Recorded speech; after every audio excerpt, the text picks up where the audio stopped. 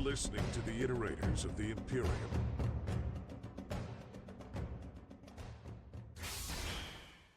Hi, I'm MEZ, and I'm here with my lovely co-host, Ryan. And you're listening to Season 7. That means Season 7 in Latin, of the Iterators of the Imperium podcast. The podcast in which Ryan is the expert on Warhammer 40k, and I am still the noob trying to learn about the Warhammer universe. And quickly, I want to say that we really want to hear from you guys, and the listeners, you can send us questions on both Spotify and, of course, on YouTube. So yeah, Season 7, let's get into it. Ryan, what do you got for us? Okay, this is going to be an interesting one. All right, we're doing the same thing as last season, where we're going to follow a character storyline, right? This one's going to be a bit different, because we did a heretical character last time. We're going to do a loyal character this time. So you get like an in-depth look at a character living on each side of, good and evil in this whole thing. Although, to be fair, Ahriman isn't particularly evil. He's kind of out for himself, but whatever. He's still on the evil side, Yeah. But there's going to be a bit here where you don't know who we're talking about. Right? You might figure it out, you might remember, because I told you repeatedly last season, but it's been a little bit. But it's going to be a thing, right?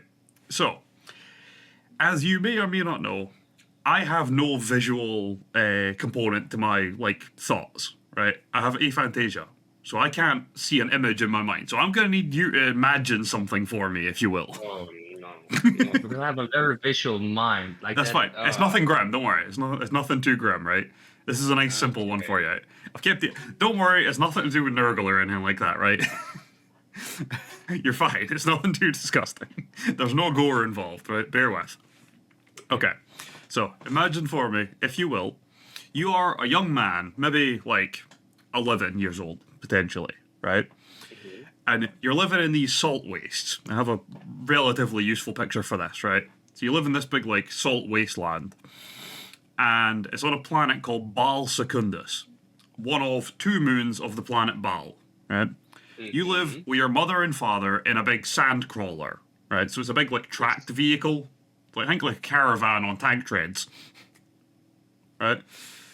So not a lot of space, and it's pretty run down, rusted. It's not the life of comfort, right? It's a cramped space for a family to live in, and it's kind of a grim life of squalor and hard work, right? Because you guys, your clan that you live with, travel these salt wastes, and you gather minerals from the salt, from the sands.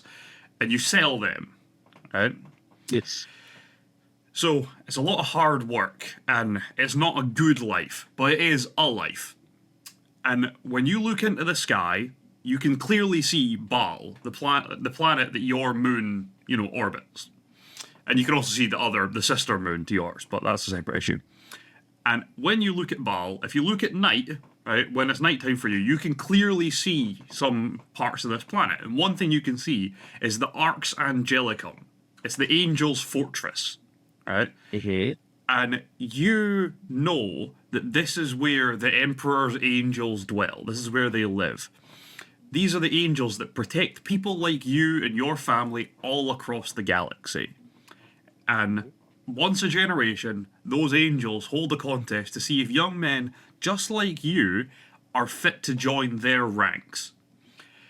Now, you are left with a choice as this young 11-year-old boy.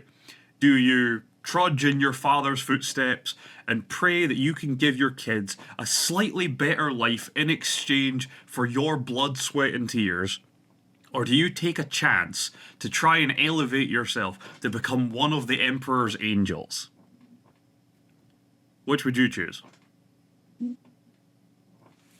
Well, I think you have to keep in mind that we're talking about Warhammer, and I think I need to go from that context. Yeah. And I'm not gonna lie, but Warhammer characters tend to be, for lack of a better word, narcissistic from time to time. They have their moments, yes.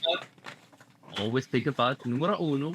So I think that I would try and, ascend myself. Well, that is exactly the choice that our character was given this season. And that is the same choice he made, but for not quite the reasons you're thinking of. No, I'm not statistic properly. No, but For he lack of a does. better word. Yeah, but he does choose to go and try and become an angel. So, let's get into this then, shall we? So, we start off with this young boy. Right? He's probably about, I don't know, maybe 7 or 8 at the time, where we're first starting off here, right? So he's not quite at the age where he has to make this choice. He's still too young to undergo the trials.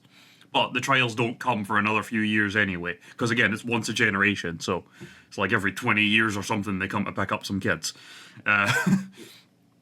So the little boy we've got in question he's a slight little boy. He's small for his age, right? He's not particularly strong, even though, you know, he works with his dad every day and stuff like that.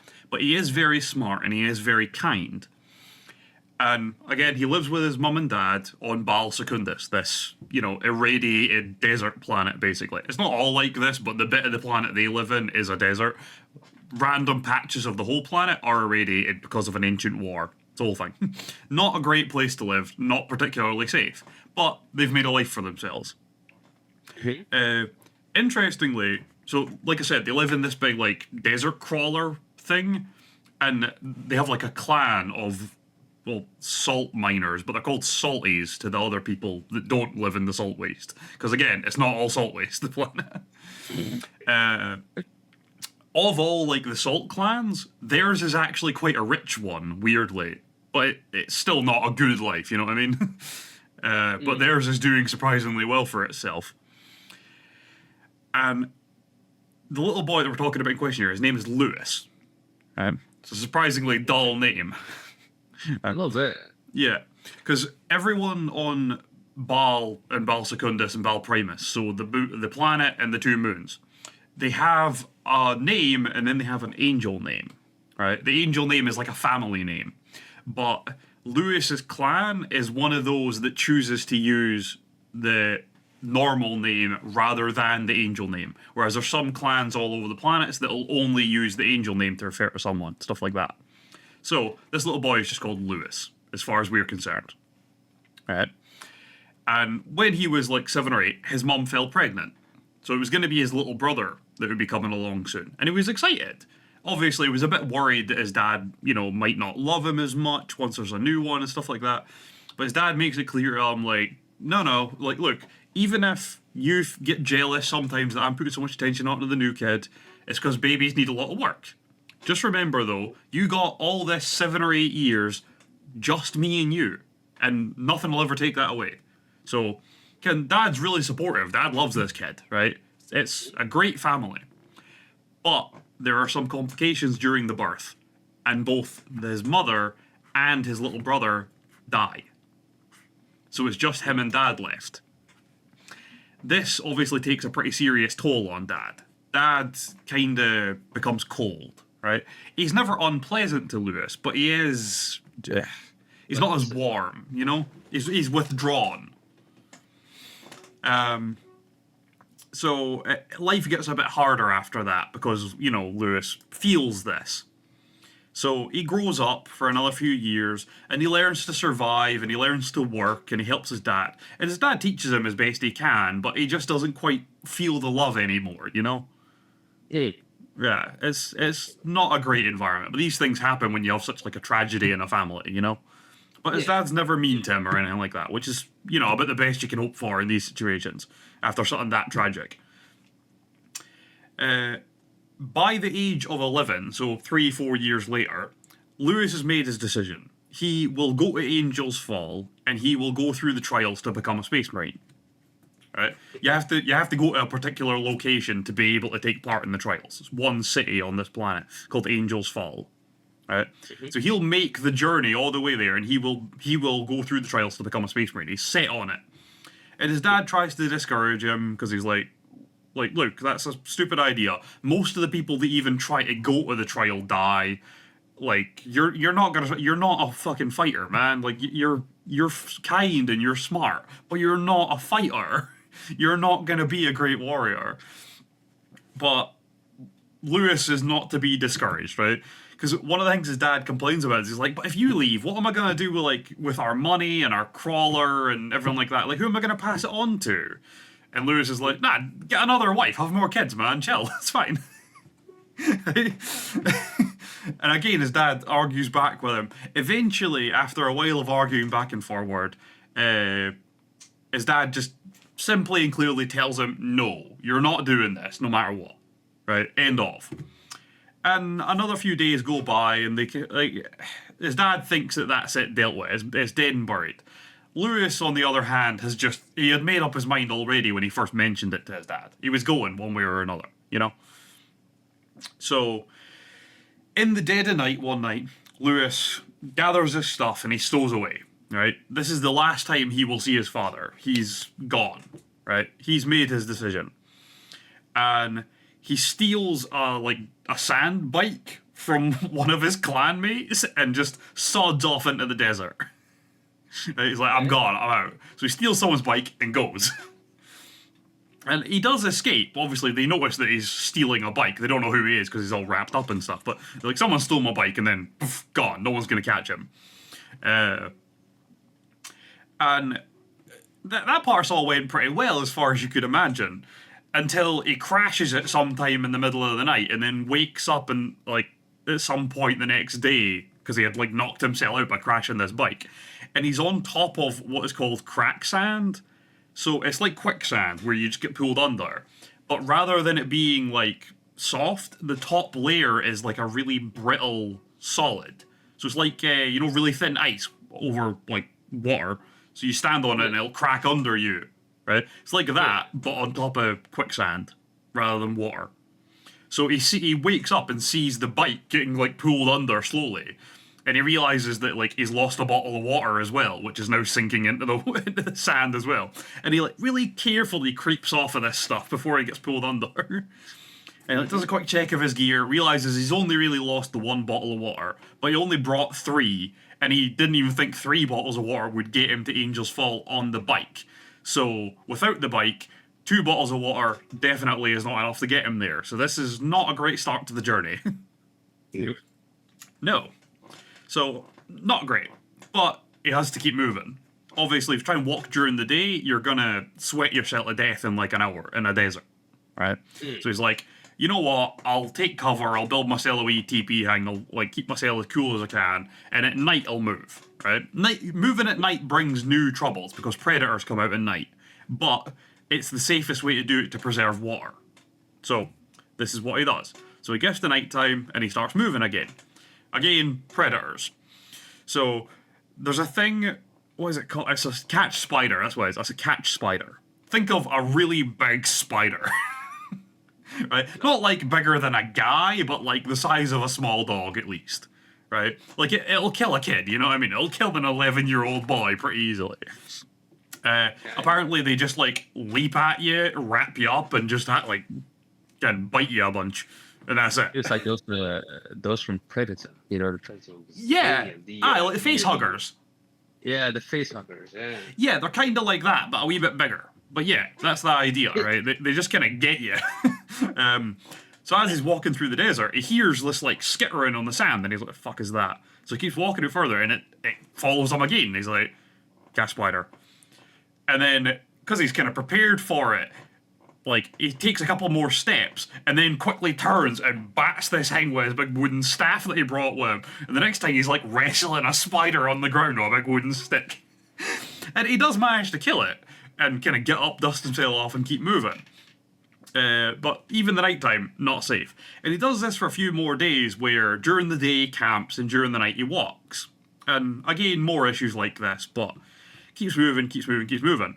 And he has to like recycle his urine to keep him going for longer. He goes proper Bear Grylls, just immediately drinks his own piss at the first chance he gets. Yay. Yeah, not great. Recycling, my dude. Yeah, that's it. It's good for the environment, I think. I don't know, man. I feel like pissing in a desert is not going to do much harm to the desert, you know? But whatever. Eventually he runs out of water and he can't recycle his urine anymore because it becomes toxic after like the second time you do it. So dehydration starts to set in pretty heavily. And he keeps trying to walk, but he's getting slower and slower, and his head's starting to ache, and you know he's getting weaker. and eventually he goes to take a step and just falls because his body's just gave up, and he like rolls through the sand a bit. And he lays there kind of in and out of consciousness. And at some point he loses consciousness properly and ends up dreaming. And in his dream, he like stands up from where he was lying in a heap in the sand. Obviously he's in a dream, so he's not like weakened by the dehydration anymore. So he stands up and he sees this big angelic golden armored figure standing in the sand ahead of him. So he walks over to it and he realizes it's like this ungodly ornate gold armor. And this like angel with these big ass wings is holding a chalice in one hand and stuff like that. And for the record, this is not Sanguinius. I want to make that clear. I know it sounds like Sanguinius, but it's not. This sounds like season 2. Yeah. I think, Lou. Yeah. You know what I'm talking about. Yeah, I do, The guy yeah. in golden armor. Yeah. So it probably is actually that guy that you're talking about. But he's wearing like a golden angel mask as well, so like, you can't see the actual person's features or anything. And he tries to talk to the angel, but it doesn't respond. It just points over, like, again, over to the right or whatever. And when Lewis looks, he sees this, like, kind of huddled silhouette of a person lying in the sand. And he thinks for a second that it's his body, that he's seeing himself lying in the sand in this, like, hallucination. And then the angel just, like, flies away into the sky, and he's like, wait, no, take me with you. And the angel's just gone. And he's like, what the fuck? And he wakes up, and he hears this, like, wings beat. Like, you know, like, when the bird takes off, he hears, like, wings beating as he wakes up. And he's like, what the fuck was that? And he's got a bit of hope now. Something about seeing this angel in his dream, like, gave him a bit of energy. So he manages to, like, drag himself to his feet, vaguely speaking, and hobble out into the sand a bit. And when he gets up a wee bit, he sees this huddled figure over to one side, and he's like, shit, it wasn't me. So he goes over, and it's a corpse. It's a dead person, right? It's also a young boy. He's like 13 or 12 or something like that. But he's very dead. He's obviously been gotten by a catch spider because he's covered in, like, webs. But he, like, uses his staff to, like, take the webs off. And the person's still got all their equipment on them. So he ransacks their bag and everything and finds a bunch of bottles of water, all sealed. He's like, shit, I'm going to survive now. Cool. It's like, that angel just can survive. For the record, him seeing the angel is a really big deal, but he won't realize how big a deal it is until much later in his story. Just so you know. Okay. We'll cover that concept as a thing down the line. So he takes the water from the body and, you know, gets himself hydrated and stuff like that. And obviously it's the middle of the day, so he's not going to walk, he's not going to try and travel because he'll burn through all his water in no time. So he's not going to go far at the moment. But in thanks for this, like, this dead person who saved his life, he actually digs them a grave and buries their body, and then says, like, a little prayer to the Emperor to watch over them, which is quite sweet. And he, like, you know, takes a bit of time to get himself hydrated properly and ready to move on again until it gets to night time, and then he starts walking again. And as he walks, eventually the desert gives way to, like, rocky crags, and he gets out of the the sand waste, salt wastes. He eventually makes his way out of the salt waste to, like, where it becomes, like, you know, rocky mountains rather than just a desert. Yeah. And once you're in these landscapes, you can find water. You're not likely to find water in the desert, but you can find water that's came up through, like, fault lines in the rocks in this, like, mountainous terrain. If you know where to look, which luckily he does because his people were, you know, nomadic, so they travelled around to sell the minerals that they had, like, mined or gained from the sand. So he knows a bit about surviving in most of the environments on this planet, so he knows how to find water in this place. So the worry of water is kind of out the way now, luckily. So he goes hunting for some water, you know, refill the empty bottles he's got so he's more prepared for going forward. He's not ran out of water or anything, but having more isn't going to do him any harm, you know? And he finds this, like, a spring in the rocks that he can refill his bottles from. It's got, like, plants around it and stuff, so he knows it's alright because, well, there's plants growing from it, so it must be water. That's usually how plants work. They tend to need water. And as he's filling up the water bottles, he hears a voice. And he turns around, and there's these two boys, like, standing over him. And they're about his age. One's a little bit older. and they're clearly from like a totally different way of life, judging by like their outfits and stuff like that. But so you've got two of them. One, Florian, is the older of the two, and the other, Daniel, is like stocky, right? It's somewhere around Lewis's age, but he's like, for a 12-year-old, he's jacked. Right? He's a big kid. Right? And they chat for a bit, and Lewis shares the water that he found, and because Lewis is a nice kid, you know. And he decides to try and hide his destination. He doesn't want to tell them that he's going to Angel's Fall to go try and become one of the angels, right? That's just in case, because if they're also aspirants, they might try and off him for the sake of having less competition. Yeah, competition, yeah. Yeah, because he doesn't know their reasons for fucking going there. But it turns out they are also going to Angel's Fall, so he kind of accidentally lets slip that they're all going the same way.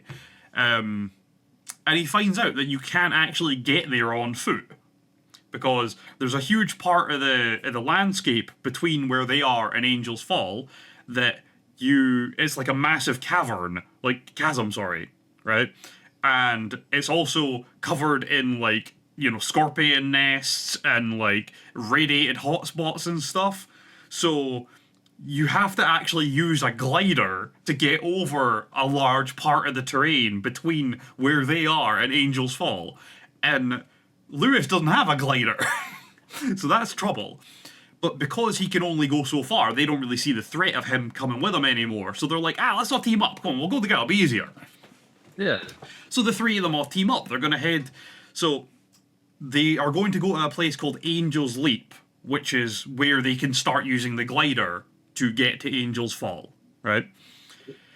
So the whole group, all three of them, kind of team up, and they start heading that way. They can start making their way through these like rocky terrains and stuff, up towards Angel's Leap, which is just a really high mountain bit. As they kind of make their way through this, mountain terrain, Lewis finds out that the other two are going for the same reason he is, but he also finds out their reasons for wanting to become Space Marines. Daniel just likes fighting, right? He just loves a fight, which you can tell because he's a fucking jack 12-year-old. Yeah. Florian, on the other hand, is doing this because he has skin cancer. Bad skin cancer, I might add. Because, again, the whole planet's irradiated to shit, so everyone's got fucking cancer, right? Or most people have cancer at some point, usually pretty early. So even as like a 13-year-old, Florian is riddled with skin cancer. And he knows that if they elevate him to angelhood, it'll solve itself, you know what I mean? He'll be fine. So he's doing it to survive. So they continue their journey, and obviously they have to avoid like dangerous radiation zones, so they have to take weird paths and stuff. So it takes a bit longer than you would have liked, but keep going. Eventually it gets to nighttime, and because you're on like a mountain, it's cold outside. There's like there's wind tunnels and stuff. So like, we'll hide in this cave overnight. And they just go into this cave and, you know, start setting up and stuff. And then out of nowhere, big ass scorpion. And I'm pretty sure they actually do call them rad scorpions, but I could be wrong. But you don't get artwork and stuff like that from 40k, but I do have a giant rad scorpion from Fallout 4. So, scorpion. Yeah, it should look similar. Yeah. I would think so. This fucker is waiting in the cave for them. It grabs Florian, right, and starts like ragdolling him around. The other two, Daniel's like, nah man, fuck it, let's bail, let's get the fuck out of here, leave him to die, we can escape. And Lewis is like, fuck that, let's kill it. Like we need to save him. Like he's like, you two have known each other since you were like 2. Like we're gonna save him. The fuck are you doing? So Lewis just runs at it and starts attacking the thing. And they all get kind of beaten and bruised, but eventually they do manage to injure it enough that it backs the fuck off. It like scurries away into the back of the cave. Yeah. Luckily, it's like a juvenile. It's young, so it's like its shell isn't as hard as it would be as an adult. Otherwise, they'd never be able to pierce it. But because it was young, one of them was able to like hammer a knife through its like outer carapace and like stab it. So it hurt it enough that it was like, fuck this, I'm out. Yeah. So they spend the rest of the night still in that cave, but right at the entrance, and every one of them staring at the back like, if that scorpion comes, we're fucking out of here. Fuck that. I don't have a knife anymore. It's like, we survived once, we're not surviving that a second time. That was luck. It's like, we somehow caught that thing off guard. So, you know, rough journey these kids are on. But You don't say. yeah, but fighting like that really solidifies their bond. You know, they're like brothers now because they've been through this like danger together, and they fought for each other. You know, because like Florian's like, why the fuck did you come back for me, man? Like you guys could have ran away, and he's like, nah, what the fucking good would that do? Huh? That's just stupid. So they end up like quite good friends after this, rather than just like unwitting accomplices. Yeah. And next day comes around, they start traveling up this mountain again, and they get to a kind of high, like they're getting towards like the main road that leads up to Angel's Leap, because Angel's Leap is like a civilized like market camp. People actually live there, it's like a little village, so there's a main road up to it. But as they're getting towards the main road up to this bit, they're like, all right, let's make a wee camp for a bit. We've been walking for hours now, let's chill for 5. But they're getting quite far up this mountain, so the air's getting a bit thin, and lack of oxygen does some weird shit to your fucking brain. So they set up a camp, and Lewis is like, right, I'm gonna go see if I can find like any food or water that we can have. You two just chill for a minute, right? So the other two are left at the camp, and they leave all their gear and that. Lewis comes back to the camp. Their stuff is still there, but the 2 kids are gone. Their stuff's just been abandoned. Well, Daniel's pack and his gear is gone. Florian's stuff and Lewis's stuff are still lying there. And then he hears shouting, and he like follows it, and he sees like as the mountain kind of goes down this wee ridge, Florian and Daniel are fighting, and he sees Daniel like knock Florian back, and he keeps moving, and Florian's like, dude, fucking stop him. So Lewis runs after him, and he's like, whoa, what the fuck are you doing? And he's trying to drink from this puddle of like bubbling water that's like sprung up on the mountainside. And it's because he's got this like altitude sickness. His mind isn't working right, because he should recognize the danger of this, because it's not fucking water. Right? He's trying to drink something totally different. And Lewis tries to fight him back, but he basically just gets a punch to the face for his hassle, like for trying to help. And Daniel manages to take a sip of this water, and as he does, it like realization settles on him about what he's just done, what he's just drank, and Florian goes to like grab him because he's not asking for help, and Lewis like takes him to the ground because like if you get a drop of that on you, you're dead too. So he like bodies him to the ground to keep him away from him, and again gets the shit kicked out of him for trying to help. But it's by the time they're done kind of scrapping on the ground, the reality of what's going on, the danger of it sets in, because they basically watch Daniel wither to nothingness in front of them. Because this stuff, this liquid, is not water. It's what's called thirst water. Right? It's some kind of bioengineered like weapon from the ancient war that left this planet all like irradiated and everything. It dehydrates you to an ungodly level. It literally like rips the moisture from every cell in your body once it touches you. So you just like wither to an ossified mummy immediately. So in a matter of seconds, this kid turns from a normal kid to like a withered husk lying on the ground. It's grim. I told you, it's not a safe planet. Oh, doesn't sound like it. Yeah. Obviously, Florian is devastated because Daniel was his mate since they were kids. They grew up in the same clan and everything. They've known each other forever. And he's like, tears are streaming down his face at this. And he gets up and he grabs Daniel's pack and throws it at Lewis. And is like, look, you're coming with me one way or another. You finally got yourself a fucking glider. Because now he gets Daniel's one. But Florian's decided, like, he's not doing this on his own. Lewis is coming with him one way or another now. He's already lost one mate. He's not losing the other one. Yeah. So, they gather up their shit and they continue climbing again. Severely harmed mentally and devastated from this whole thing. Emotionally, they're not in a good place right now. But they have to keep going. So they keep going and they climb up towards Angel's Leap. Actually, I should explain this, right? Because Angel's Leap and Angel's Fall, right? You can imagine, because everything's angel on these fucking worlds, right? But I should explain that Angel's Fall, the city that this whole recruitment thing goes on in, is the location that Sanguinius fell to Earth when they were all scattered as children. This is where they first found him, in a crater at this place. And so they built a city around it because it's like a holy site. And Angel's Leap is the location where Sanguinius, as a much older, or much more grown person, first trusted his wings to help him fly. So he leapt off of this mountain and flew over this chasm. That's why it's like a rite of passage for the aspirants that they do the same thing, where they leap from the same point that Sanguinius did and glide the same way that he did with his wings. So it's a big thing. But that's why the two places have their names and why they're important, just so you know. So they make their way up the path and, they pass traders and other aspirants with their families with them and stuff like that. And eventually they get to the top and it's going to be the next day is when there's going to be like a race for all the aspirants, right? Some people are going in the middle of the night and stuff like that. Some people are like, nah, fuck this, I'm going. But trying to glide in the middle of the night is not so easy because you can't fucking see what you're doing, Yeah. So the rest of them have organised like a race the next morning. And again, the race is part of this like rite of passage for following in Sanguinius' footsteps. So whoever gets there first, whoever wins the race, is meant to be like guaranteed to become an angel, basically. Right? Obviously, no one gives a shit if you win the fucking race, right? It's totally irrelevant. It's the same as getting like a taxi to the fucking location. You're just finding a way to get to the place. Right? No one gives a shit if you win the race or not. But, among the 12-year-old aspirants, it's a big deal. So, like, to them, it's important.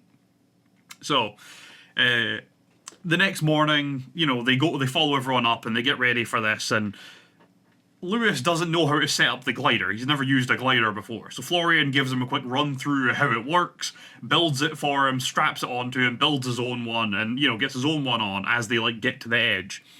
And he's, like, gave him a quick run through how it works, but he's never done it before, so, like, it's going to be interesting.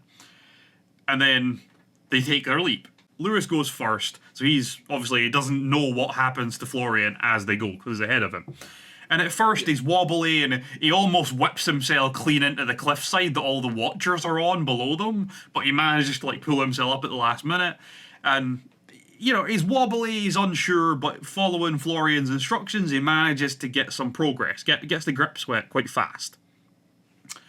And after a bit of gliding, he's able to, like, start experimenting with, figuring out how to do, like, big kind of sweeping turns and how to pick up speed by dropping fast and then rising slowly and stuff like that. And, he has a bit of fun with it. He starts to quite like it. He feels a bit like an angel for a couple of minutes there. But you gotta remember, it's not just, like, get over this one bit. He's got to get all the way to this other city, so he's got to glide for, like, 3 days. Right? It's like a full day of gliding to get there. So after a while, his arms start to hurt because you've got to hold the glider in tension. So it's like muscle strain for days. And he starts to hurt and he starts to be tired and thirsty and he's getting dehydrated and everything. And then he sees up ahead, a bunch of the people that were ahead of him are getting attacked by eagles. So a bunch of them get knocked clean out of the sky. Oh, by the way, I should mention, a bunch of the kids that tried to do the gliding either just, like, fell clean into the chasm and died, or, like, whipped themselves into the cliff face opposite. So loads of kids died, like, as they were trying to take off, just so you know. And now, a load more getting picked out of the sky by eagles. Like, not all of them die. Some of them just barrel into the ground and are left there like, what the fuck do I do now? So that's fun. So, Lewis manages to, like, skirt around the eagles a bit, but in maneuvering around them, he loses a lot of speed, right? Because, like, turning is what kills your speed on a glider and stuff like that. Yes. And when he tries to pick up speed by doing these, like, sharp drops and slow rises, eventually, because he's so exhausted and his muscles hurt so much, he loses control. But he's been slowing down, so he's been getting lower and lower. So when he loses control, he's quite close to the ground anyway, and he basically just, like, hits the ground at a kind of gentle level, and then barrel rolls, crushing the glider under him and stuff like that. But, like, he had no way to take off again anyway, because he's on the ground now, Yeah. So he's like, well, I better get walking. He's like, I don't know how far I've got to go, but I better fucking get walking. So he starts walking. He's not got much work because he had to leave a lot of his gear behind because you can't carry a lot on the glider. So he's left a lot of his water, he's left his food, he's got his money with him because he stole money from his dad when he left. But the reason that he keeps this stuff, that he keeps the money and stuff like that, is in case he gets turned away from the trial. He can pay for transport back or pay for food to keep himself alive until he can figure out a way to get back to his clan. That's what it's all about. Yeah. Like Florian makes it really clear, make sure you have stuff to trade with you if you can, because otherwise you're gonna die there one way or another, whether you make it into the trial or not. And he has a bit of water, but not much, so starts walking. He's walking in the middle of the day, but like he can't just sit because the eagles will get him, you know. Like they're circling around, picking off all the people they barreled out of the sky, so they're gonna come for him if he stays still. They're gonna think he's a corpse. Eagles are very predatory in this world, apparently, like towards anything. I'm assuming they're bigger eagles. I'm assuming these ones can like pick up a toddler from the ground and just fly away if they want to. I don't know, but I assume. Probably happens too. Probably does, yeah. So keeps walking, and his water runs out, and he's starting to lose a bit of hope because he has no idea how far he has to go by this point, right? And then as he crests this kind of verge in the sand, he sees this statue, this giant marble white statue of an armored angel, sword raised and wings spread wide. Here stands Sanguinius in constant vigil over Angel's fall. He has made it. So Lewis has made it to Angel's fall. He can take part in the trials. So he gets there, and there's loads of people lining up at the gates outside, and basically it's like a border check kind of thing. You have to tell the guards why you're there. So finally it comes to his turn, and they're like, why are you here? And he's like, I want to take part in the trial. And they're like, alright, choosing grounds are that way. Head down there, you'll find a big city square. So he gets inside, and suddenly he's like, I'm kind of nervous now. I don't really want to go to the choosing ground yet. So he starts walking around the city and just like seeing people and like checking out just like market stalls, but he like lingers so much that eventually the market like vendors are like, dude, fuck off. You're taking up space. And he keeps like kind of wandering around trying to find something to do to avoid going to the choosing ground because he's nervous as hell now. Yeah, it became real. Yeah, it's suddenly very real what he's about to do. And then randomly arms wrap around him from behind and he's like, dude, what the fuck? And he like lashes out to get them off of him. And when he turns, it's Florian. Florian got here ahead of him. Florian didn't fall off his glider. He managed to make it most of the way. So he was already here and he'd like been hunting for Lewis the whole time. So two of them head to the choosing grounds together. He's got a bit more, he's a bit less nervous now that his mates with him, they're doing it together now. A bird and halved is a bird and share, or a bird and shared, a bird and halved. That kind of thing. So they're nervous together, so it's easier. They get there, and they find out from one of the other kids that, was part of their group. They met him at the glider thing. He's a total tosspot. Like, he's one of those proper up-his-arse narcissist wankers that's from one of, like, the rich clans on the planet. And he was an arsehole to them during the glider thing. His name's Lorenz. But they meet him again. He mentions to them that there's only going to be 500 chosen here. And of that 500, only 100 will actually make it to Baal to be able to, become actual angels. So they're going to get whittled down really heavily during these trials they're getting into. And to be fair, of those that do go, they never return. So the 100 that do make it to Baal, 0 will come back to their families. So they don't know if they die, like if they're killed for failing or what. Well, suddenly as they're talking, the square like lights up with celebration. There's trumpets going off and everything as all these dudes come out onto like a stage in front of them. And at first they're like, wait, are these the angels? No, they're not the fucking angels. These are blood thralls. These are just well-fed, healthy, grown men. That's all these are. Because behind them come these two giant armored, like, blood angels. And I have pictures. So one of them is a chaplain, so he's in black armor, so he looked somewhat like this guy. And the other one is a sanguinary priest, so he's in white armor like this guy. And they're all kind of sitting there like, wait, I thought they wore red. Why is one black and one's white? Obviously, it's because the chaplain and the sanguinary priest are like, you know, the moral leader and the medic. So they're the ones that need to do the checks to see if you're suited to being in the chapter. You know, a random blood angel has no real say in that matter, but these two are specialized to check these things, you know? So these two will be like leading them through the trials, right? Through the choosing. And what's going to happen is they're going to be taken up one by one, checked over, spoken to a little bit by these two, and then put into one of three groups. So kids start getting taken up. And eventually it comes to Lewis's time.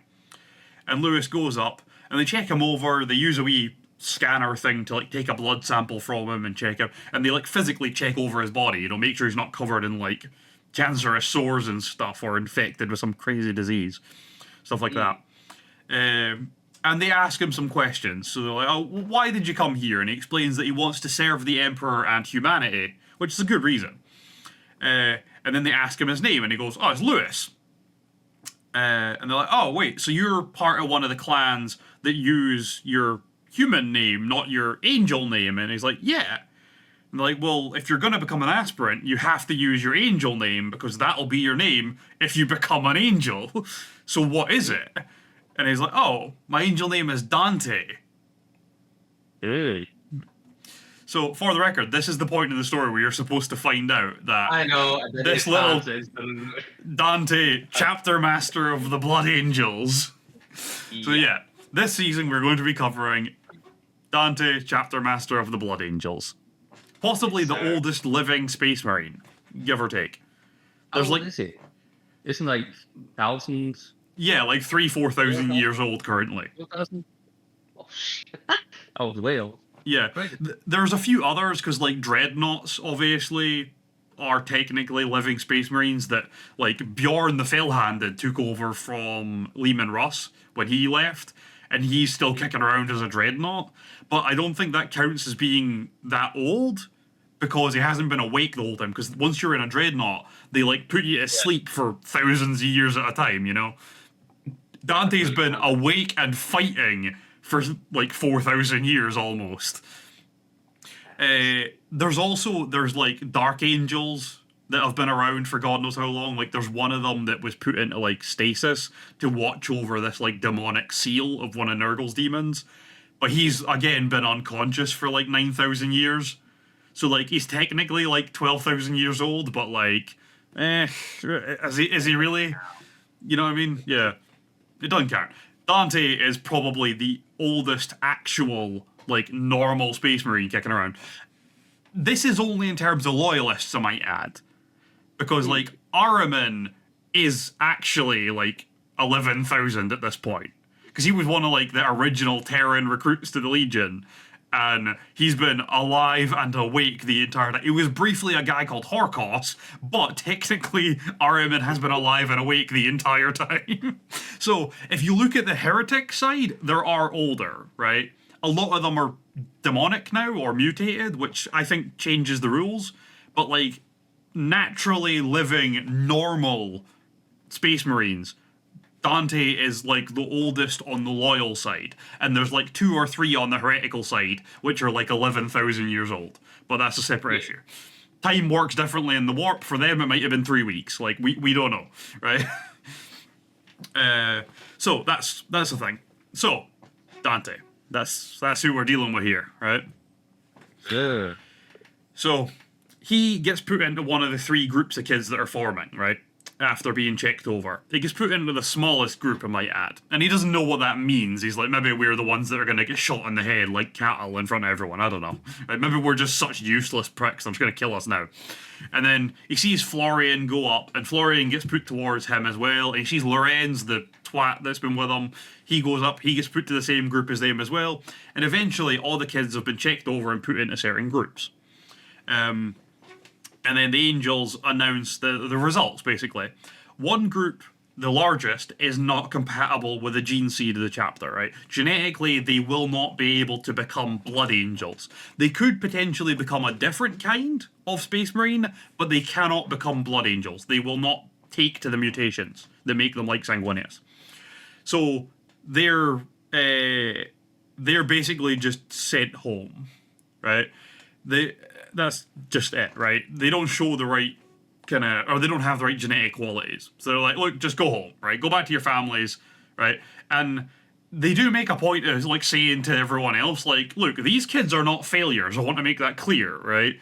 They just can't become angels. But they're going to go on and become fathers and husbands and workers, and they're going to keep these planets going and keep like the humans' civilization going, and then their kids might become Blood Angels or, you know, Astra Militarum under the chapter or whatever else, right? They are still helping the Blood Angels. Don't think of them as failures. They make that really clear, because all the people that like were given a chance to leave before they started selecting, anyone that did get up obviously walked out with their head like hung low, feeling embarrassed or humiliated or shamed. But they're like, no, it's not shameful, because they're still going to serve the chapter. Just, it'll be their kids that join or whatever else, you know? Or their descendants. So, the second group, which is, you know, the middle-sized group, they are compatible with a gene seed, but they don't show the right qualities to be a Space Marine, right? So, like, they're there for the wrong reasons or whatever else, right? Or, you know, something else, right? Some reason, something about their personality makes them not viable. These are given the option to become chapter serfs, so blood thralls, right? So they can be servants to the chapter. Some take that, some just fuck off home. Simple as that. And then the last group is Dante's group. And these are actually potential recruits. So they've passed the test and they'll go on to further testing. So far, he's in with a chance to become an actual Space Marine. Right? And over the next 9 days, these people that are left play like challenge games, right? Think of like Squid Games, right? You play random games, right? And it's like wrestling or like throw a big thing very far, stuff like that. Or racing, stuff like that, right? And Lewis wins 0 of the games, I might add. But while this is going on, the chaplain is randomly going along and like tapping one of the kids with his scepter. It's Crozius, it's called, the big scepter. Just taps him on the shoulder with it. And that's the sign, you're out. Fuck off home. Right? That's it, you're done. And even though he wins none of the games, Lewis is never tapped. So the numbers dwindle down quite fast. And by the end of this like first 9 days, and this is the point we're going to leave off with for today, right? By the end of this 9 days, the 500 that had been chosen are now 247. Okay. Right? So our young Lewis Dante is actually his full name for the record. But 9 days into the trials, he is one of 247 aspirants left. And remember, he's under the impression 100 get to go to Baal to become Blood Angels. So he's thinking like, I'm getting close. Like, I've got 3/5 left to beat here, and I'm in. Like, I've nailed this shit. So it also sounds like a Mr. Beast challenge. It basically is Mr. Beast challenge, but rather than money, you get like genetic manipulation and immortality, and basically a license to kill. Yeah. So yeah, this time we're gonna be going through this. It's a good story, man. You're gonna love it, because like it's one of the few that you get to see from childhood to becoming a Space Marine to greatness. You get to see the whole path. I feel like the story up until now is like one of the ones where it's like they could make such an amazing movie out of just this. Honestly, they really could. Yeah, this kid's journey. Yeah, the story of Dante is one of those that, like, it's full of like tragedy and misfortune, but it's like heroic the whole way through. You know, it's weird. It's such a great story. This is what Dune should have been. Yes. Yeah. Well, we're Sean, would you like to round us out for the first episode of season 7? I can't wait until next week, I guess. Yeah, this is a good story. It's a good story. It's good, eh? But yeah, but we wanna thank you guys for watching the first season 7 or season 7 episodes. Union MEZ and Ryan, and we'll catch you in the next one. Take care and peace. Bye.